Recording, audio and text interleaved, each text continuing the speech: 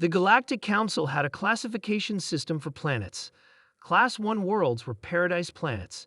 Temperate climate, minimal predators, abundant resources. Class 14 worlds were the deadliest known in the universe. Planets where evolution had crafted killing machines of unprecedented ferocity. Only 3 such planets existed in charted space. Earth was the 4th. Ambassador Thomas smiled politely at the towering insectoid diplomat across the negotiation table.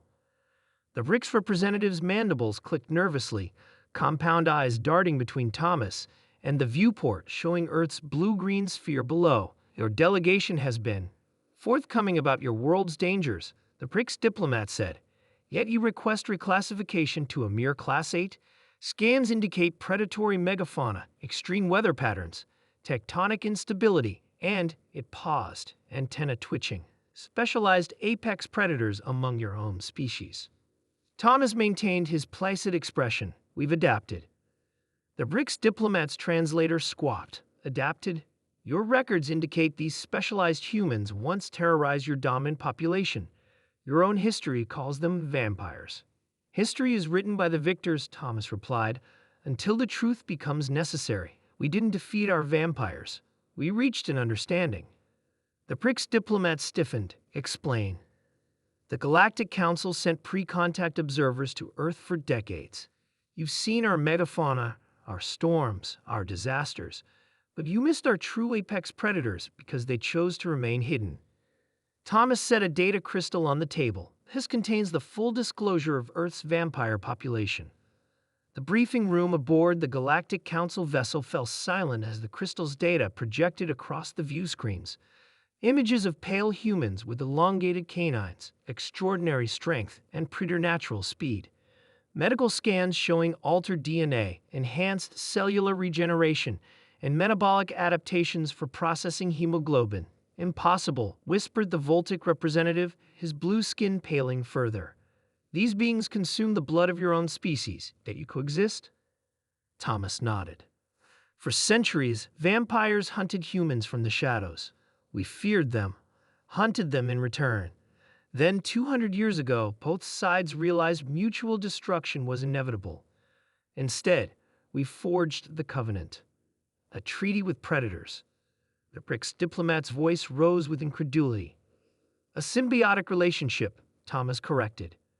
Vampires gained legitimacy, protection, and a steady supply of donated blood. Humanity gained protectors with supernatural abilities and extended lifespans for knowledge accumulation.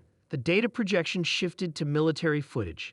Vampires moving at blinding speeds through battlefield scenarios, shrugging off injuries that would kill ordinary humans, demonstrating tactical precision developed over centuries of existence. Earth's Special Forces Division, Thomas explained, the Nightwalker Corps. The Dren military attaché leaned forward, his reptilian features tightening with interest. You weaponized your predators? Not weaponized, partnered. Thomas gestured to the door, which slid open. A woman entered, her movements fluid and graceful. Her skin was pale, but healthy, her eyes a striking amber. The galactic representatives collectively tensed, instinctual fear responses triggering across multiple species. This is Commander Alexis, head of Earth's diplomatic security detail, Thomas said.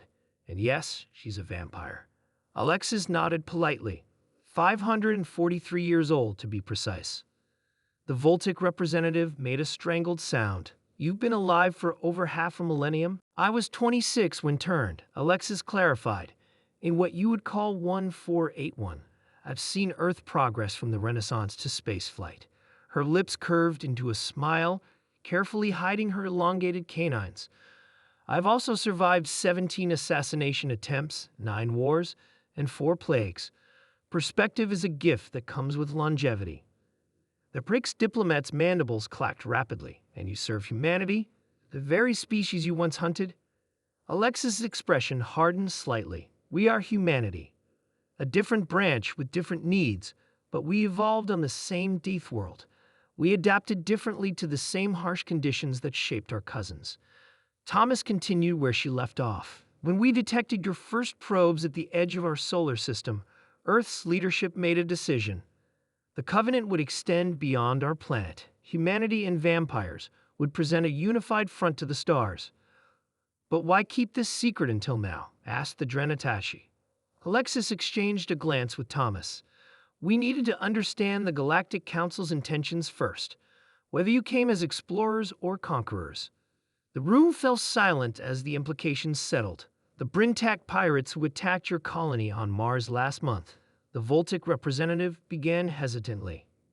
"Were dealt with," Alexis replied with chilling simplicity. "Their ship's remains are being studied by our engineers. Their survivors are being interviewed." The BRICS diplomat's translator struggled with the rapid clicking of its mandibles. "This changes the power dynamics of your admission to the Council." "It doesn't have to," Thomas said. "Earth doesn't seek dominance. We seek partnership, just as we found within our own species. But we wanted you to understand what Class 14 really means. It's not just about predators and natural disasters. It's about adaptation. Evolution finds a way, even if that way drinks blood and avoids sunlight." Alexis smiled then, finally showing her fangs. "We've been quiet for a long time, watching, learning, but now Earth is joining the stars, and all of humanity comes with it. Every variant, every adaptation." The galactic representatives looked at each other, a new understanding dawning. Earth wasn't just another death world. It was a death world that had tamed its own monsters by becoming them.